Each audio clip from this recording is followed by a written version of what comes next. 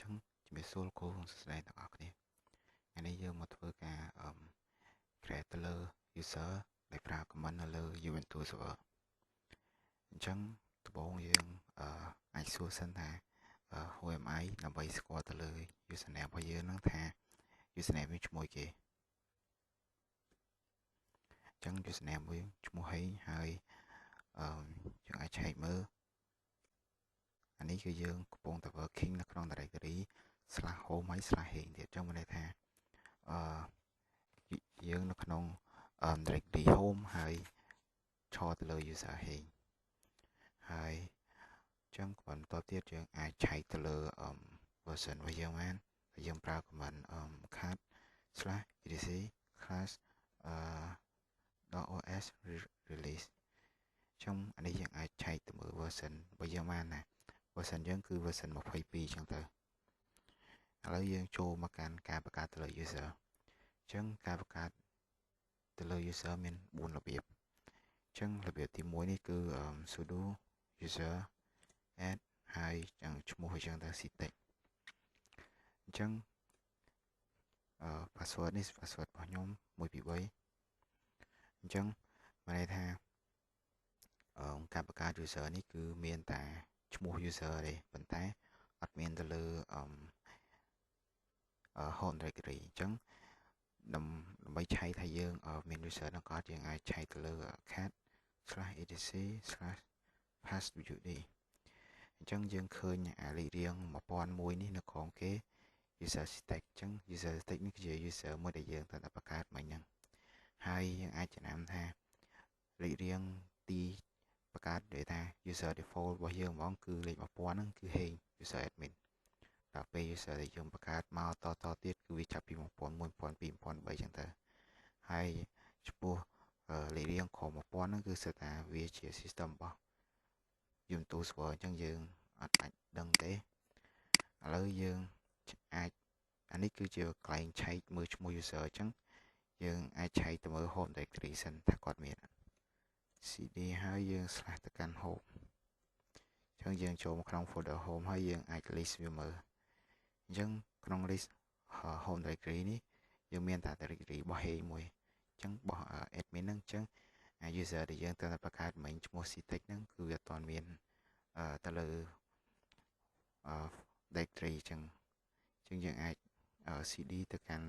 ថយក្រោយវិញហើយយើងប្រើ command នេះដើម្បី delete អញ្ចឹងយើងប្រើ sudo user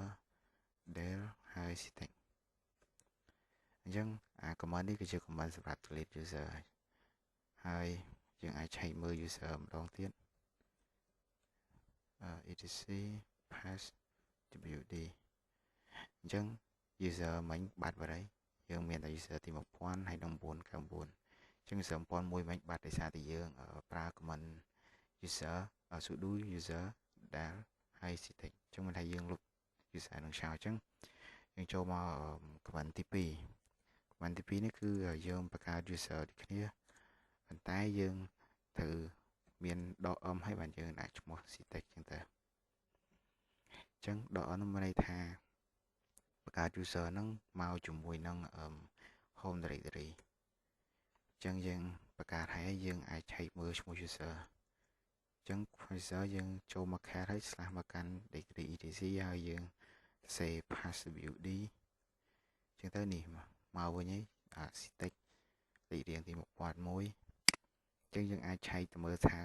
user ហ្នឹងមាន home directory នៅអាចចូលទៅកាន់ cd /home ហើយយើង list មើលអញ្ចឹងនេះមិញ command ទី1មិញយើងបង្កើតតែ user ប៉ុន្តែចំពោះ command ទី2នេះយើងបង្កើតមកជាមួយ user ហើយជាមួយនឹង home directory ទៀតអញ្ចឹងនៅពេលណាដែលមាន home directory អញ្ចឹងមានន័យថាយើងអាច login ឥឡូវយើងសាក switch user សិនអញ្ចឹងដើម្បី switch user បានយើងត្រូវស៊ូឲ្យឈ្មោះ user ដែលយើងចង់ចូលអញ្ចឹង ctech អញ្ចឹងដំបូងវាបង្ហាញ error 1 2 3ហើយយើងចាំបន្តិចអញ្ចឹងមានន័យថា authentication យើង fail អញ្ចឹងមានន័យថា fail ហ្នឹងដោយសារតែអីដោយសារតែយើងអត់ទាន់ដាក់ទៅលើ password នៅលើ user ctext ហ្នឹងឯងឥឡូវយើងធ្វើការ comment ដាក់ password បាទយើងសរសេរ sudo pass wd ហើយឈ្មោះ ctext អញ្ចឹងយើង sudo pass wd password ហ្នឹងហើយយើងសរសេរទៅលើឈ្មោះ user ណាដែលយើងចង់ដាក់ password ហើយយើងសរសេរជាមួយ password មកអញ្ចឹងខ្ញុំដាក់1 2 3ហើយ try 1 2 3ដែរឥឡូវយើងសាកចូលទៅកាន់ switch user ម្ដងទៀតsu ហើយctext អញ្ចឹង password 1 2 3 password យើងដាក់មិញហ្នឹងអញ្ចឹងយើងចូលមកក្នុងហ្នឹងឥឡូវយើងចង់ដឹងយើងសួរថា who am I អញ្ចឹងនេះ ctext ជុំថា username ហ្នឹងឈ្មោះ ctext ហើយ pwd អញ្ចឹងទៅយើងកំពុងតែធ្វើការនៅលើ working directory មួយណាអញ្ចឹង home អញ្ចឹងនៅក្នុង user នេះយើងដូចជាអាចបង្កើតទៅលើ file នានាបានដូចហើយយើងសាប់បង្កើតទៅលើ attach មួយចុះ attach ហើយ ctext អញ្ចឹងទៅជុំថាយើងបង្កើត file ឈ្មោះ ctext ហើយយើងចូលទៅកាន់cd home សិនហើយលិះមើលអញ្ចឹងក្នុងនោះមាន hey មាន ctext តែយើងចង់ចូលទៅក្នុង user ctext ហ្នឹងដើម្បីមើលថាក្នុងfolder ctext ហ្នឹងមានឈ្មោះឈ្មោះ file ដែលយើងបង្កើតវិញអត់ចឹងនៅការ cd ហើយចូលទៅកាន់ home ហើយចូលទៅកាន់ ctext មួយតង់ទៀតអញ្ចឹងយើងអាចឆែកមើលសិនថាយើងបងធ្វើការនៅលើ working directory មួយណាអញ្ចឹង home ctext ឥឡូវយើង ls មើលហើយយើងបង្កើត file ម្ដងទៀតattach ctext ls មើលអញ្ចឹងនេះអញ្ចឹងវិញសារថាខ្ញុំបង្កើត file ហ្នឹងអត់បានចូលមកក្នុង working directory មួយហ្នឹងឥឡូវយើងបង្កើត file ហ្នឹងហើយយើង switch user ទៅវិញសិនដើម្បីតេស្តអីផ្សេងទៀតអញ្ចឹងយើង hey របស់ខ្ញុំ password 1 2 3ឥឡូវយើងចូលមកកាន់ user hey របស់យើងហើយយើង cd សិនហើយសួរ who am I បញ្ជាក់ហើយយើងបើ user មែនណាអញ្ចឹង user hey ត្រូវហើយអញ្ចឹងយើងធ្វើការ delete ទៅលើ user ហ្នឹងសិនដើម្បីយើងបង្កើតទៅលើមួយរបៀបទៀតអញ្ចឹង user sudo user del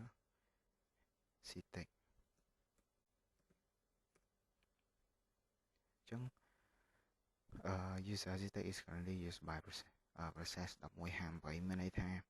នៅពេលណាដែលយើងswitch មិញយើងបើកដំណើរការ switch របស់ user មួយទៀតអញ្ចឹងនៅពេលណាដែលយើង switch មកវិញយើង switch តែ user ប៉ុន្តែswitch ដែលយើងបានចូលទៅមិញ switch របស់ ctext នេះវាកំពុងដំណើរការអញ្ចឹងដើម្បីលុបវាបានយើងត្រូវការបិទ switch ហ្នឹងសិនអញ្ចឹងដើម្បីបិទ switch បានយើងមាន command sudo kill 19ហើយយើងសរសេរ id នេះចូលមក1158អញ្ចឹង kill មានន័យថាយើងបាន kill switch ហ្នឹងមានន័យថាយើងបានបិទ switch ហ្នឹងរួចហើយយើងធ្វើការ delete ម្ដងទៀត sudo អញ្ចឹងយើង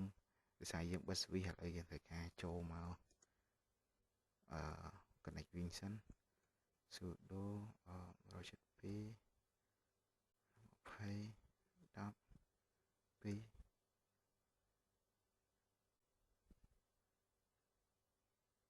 សរសេរច្រឡំយើងប្រើទៅលើ sh ហើយឈ្មោះ user របស់ខ្ញុំហើយ network របស់ខ្ញុំ 172 20.10.2 password 1 2 3ឥឡូវយើងចូលមកក្នុង connect វិញបានហើយយើង clear សិនអញ្ចឹង clear យើងបាច់ចុច command clear ចេះទេយើងអាចប្រើ control L ក៏បានដែរពេលយើង control L ទៅវា clear ដូចគ្នាហើយយើង control L មកបាត់ហើយអញ្ចឹងយើងធ្វើការ comment ទៅលើ delete សិនយើងឆែកមើលសិន/etc/passwd អញ្ចឹង មាន citec ឥឡូវយើងលុប user នឹងចោល sudo user del citec password 1 2 3 អញ្ចឹងយើងឆែកម្ដងទៀតវាបាត់បាត់ហើយដោយសារខ្ញុំ delete ហើយយើងឆែកមើលបញ្ជាក់ etc hashwd អញ្ចឹងបាត់បាត់ហើយប៉ុន្តែ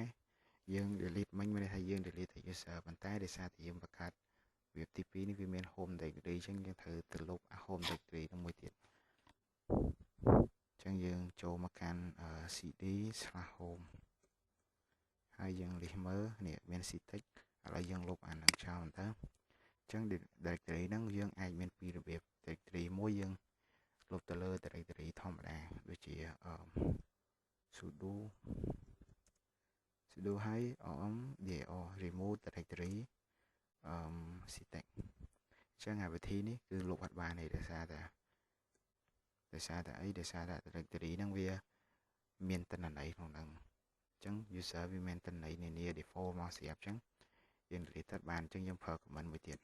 rm.orvf អញ្ចឹងr នេះមានន័យថា recursive មានន័យថាវាលុបនៅក្នុងហ្នឹងមានអីវាទៅលុបតនៅក្នុងហ្នឹងទៀតដូចក្នុង user folder citec ចឹងទៅក្នុង folder citec មានអីវាទៅលុប file ក្នុងតទៀតចឹងទៅ v នេះmaybe វា notification ហើយ f ហ្នឹងវាទៅរៀបពីលើចុះក្រោមចឹងទៅហើយយើងដាក់ឈ្មោះមកcitec អញ្ចឹងនេះវាបានលុបអីខ្លះវាបង្ហាញនៅនឹងទាំងអស់ហើយយើង list វាមកបាត់ហើយឥឡូវយើងចូលមកកាន់វិធីសាស្ត្រទី3នៃការបង្កើត user អញ្ចឹង user sudo user add ធម្មតា .m អញ្ចឹងសារនេះយើងធ្វើការថែម .s/bin ហើយនឹង /bash sh ហើយយើងដាក់ឈ្មោះ citec មក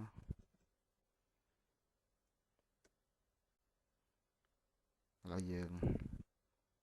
ឆែកមើលទៅធ្វើការឆែកមើលuser សិន etc/passwd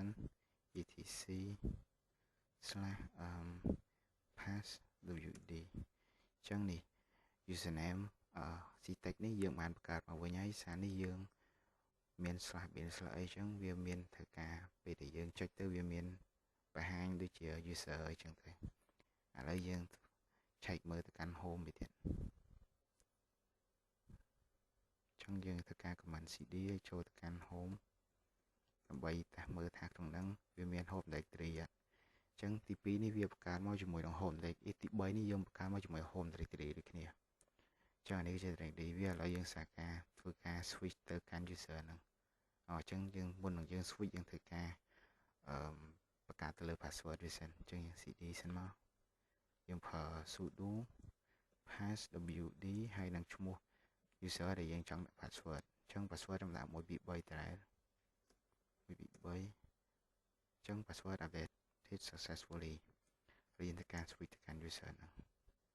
citec ហើយនឹង password 1 2 3អញ្ចឹងនេះយើងអាចមើលបានណា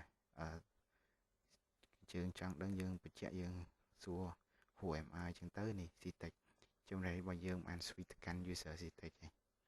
ឡូវយើងធ្វើការ switch ទៅវិញសិនដើម្បីធ្វើការបង្ហាញទៅលើទីសាស្ត្រទី4អញ្ចឹងយើង switch ទៅកាន់ user hing admin របស់យើងហ្នឹង1 2 3អញ្ចឹងនេះយើងសួរ who am I សិនចឹងតែយើង switch ទៅ switch មកបានជោគជ័យឥឡូវយើងធ្វើការបង្កើតអញ្ចឹងខ្ញុំប្រាប់វិធីសាស្ត្រស្រួលមួយទៀតដើម្បីយើងធ្វើការបង្កើតទៅលើ user អញ្ចឹងយើងប្រើ sudo add user អញ្ចឹងវាបញ្ជាក់ពីមុនយើង sudo user add សារនេះយើងដាក់ add user ហើយយើងទៅសេឈ្មោះយើងមកដាក់ citec hey អញ្ចឹងទៅឥ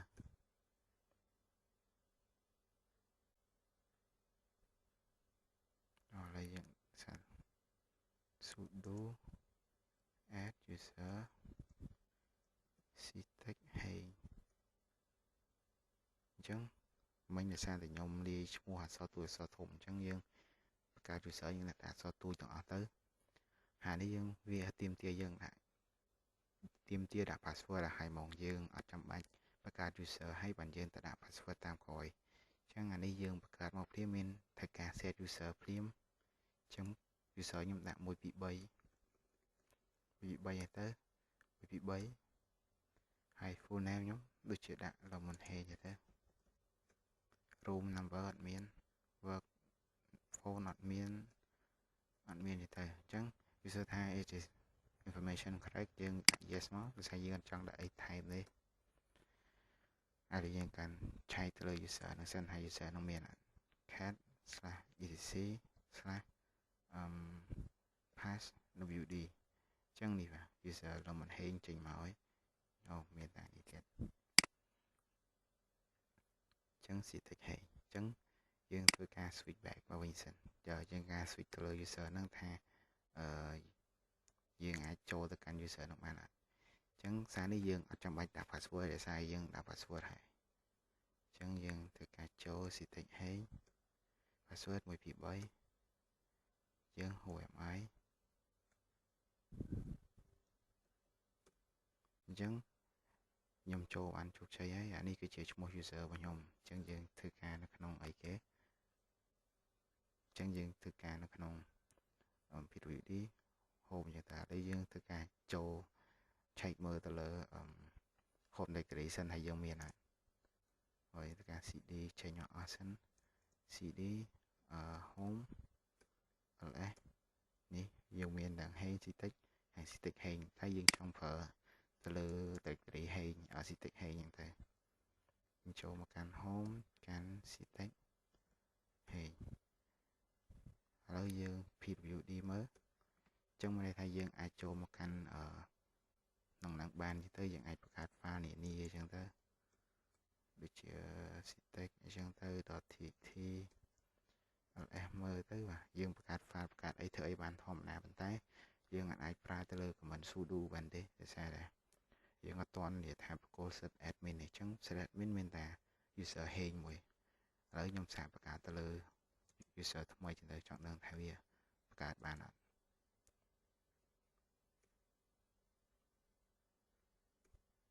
អញ្ចឹងយើងមើលបានថា Citic Hay is not a sudo file it is an AVB report មានន័យថាវាអត់ទាន់មាន set ប្រើ command sudo ដូចជា admin ទេ